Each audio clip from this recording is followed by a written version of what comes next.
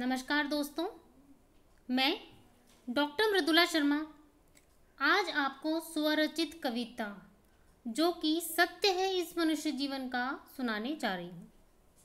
देखिए, मनुष्य संसार में आता है किसी विशिष्ट उद्देश्य हेतु और यहाँ आकर सांसारिक ही होकर रह जाता है। मूल कारण को ही भूल जाता है और जो है ही नहीं उसे ही सब कुछ समझने की भूल कर देता है। बस यहीं से उसके पतन का आरंभ हो जाता है और फिर उस सत्य सनातन तत्व को बिसार कर इस कुचक्र में फंस जाता है। जब अंत निकट आता है तब उसे समझ आता है कि जीवन में उसने क्या किया। तो आसार है। इसी सत्य को आपसे रूबरू करवाने की ये मेरी एक कोशिश है। तो प्रस्तुत है कविता जिसका शीर्षक है अंत अत्यंत आसार। कितना अजीब है ना ये संसार, सारा सार समझ बैठे, सारा सार समझ बैठे, अंत अत्यंत आसार। अनंत को शून्य समझते, शून्य से आरंभ है।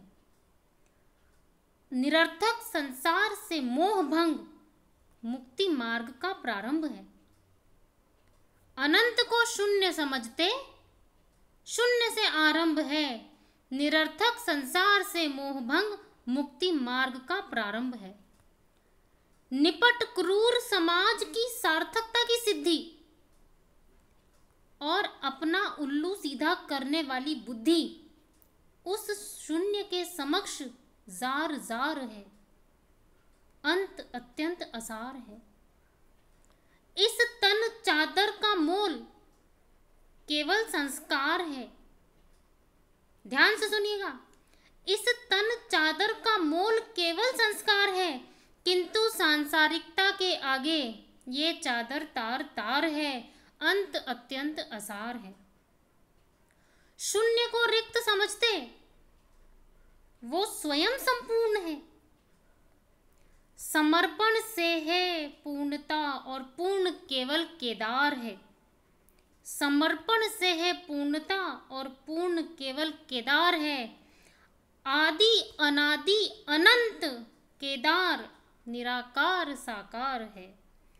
आदि अनादि अनंत केदार निराकार साकार है। अंत अत्यंत आसार है।